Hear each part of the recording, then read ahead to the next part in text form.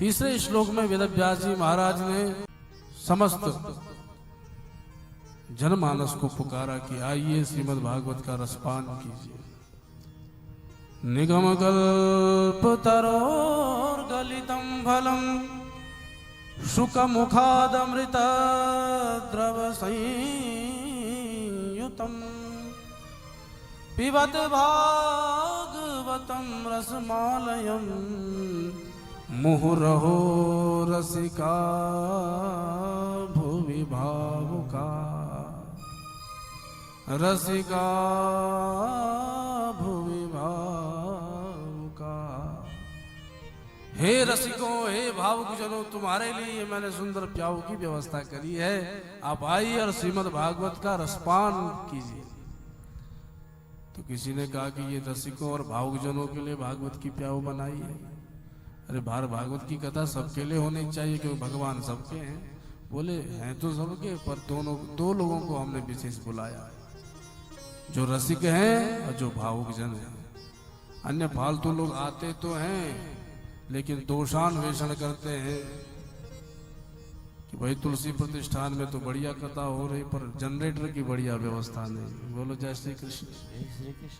अरे भैया जनरेटर भी ठीक है, कोई बात नहीं, पर महाराज गद्दे बढ़िया नहीं है, पैर दर्द हो जाते हैं। बोलो जय श्री कृष्ण।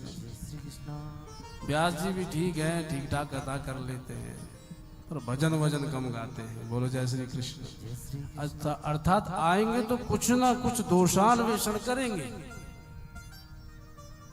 व्यास जी ने ऐसा श्लोक कहा, हमने तो ऐसा सुना था, इसका मतलब व्यास जी गलत बोल रहे हैं, हम तो बिल्कुल सही है। और फिर व्यास जी को ढूंढते हैं कि कहाँ मिलेंगे, क्योंकि खोपड़ी जो खानी है, क्योंकि खुद को कुछ आता नहीं, खुद को कम समझते भी नहीं।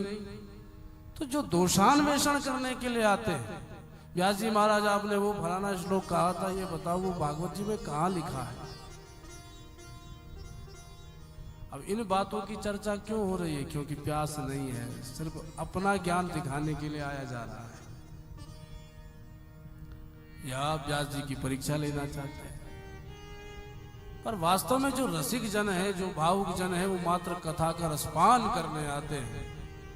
भैया सीधी सी बात, किसी व्यक्ति ने प्याऊ बनाई गोवर्धन में जाके, अब बेचारा एक व्यक्ति खड़ा खड़ा कह रहा है, अरे बाबूजी आ जाओ पानी पी लो, अरे भैया जी आ जाओ पानी पी लो। पर लोग देखते हैं पर मुंह घुमा के चले जाते हैं। इसका मतलब क्या है? बोले उनको प्यास नहीं है। और जिसको प्यास होगी, जैसे ही वो सुनेगा वो भागता भागता आएगा, पानी पी लेगा। और जिसको नहीं प्यास है वो आ तो जाएगा पर दिमाग खराब अलग कर देगा। भैया तुम ये प्याऊ में पानी भरते हो, पर कहाँ से भरते हो?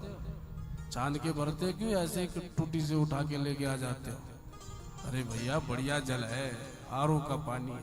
अच्छा तो ठंडा है कि गर्म?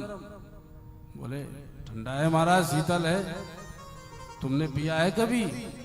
बोले महाराज हम तो पीते ही रहते हैं। इसमें रिपेयरिंग भी कराते हो कि बस सालों से ये चला आ रहा है? तो अनेक प्रश्न करेंगे लेकिन पानी नहीं पिएंगे, क्योंकि उनको प्यास तो बिल्कुल नहीं है, जबरदस्ती बुलाए गए। ऐसे जबरदस्ती जो आते हैं वो महाराज दिमाग खा जाते हैं। लेकिन जो रसिक भावुक जन आते हैं वो एकमात्र कृष्ण रसपान करने के लिए दौड़ते हैं। ये नहीं विचार करते हमको बुलाया कि नहीं। धावंती रसलंपटा, जो रसलंपट होते हैं वो बिना बुलाए भाग जाते हैं, आ जाते हैं। तो ऐसी दिव्य भागवत की कथा जिसमें दो व्यक्तियों को ही पुकारा।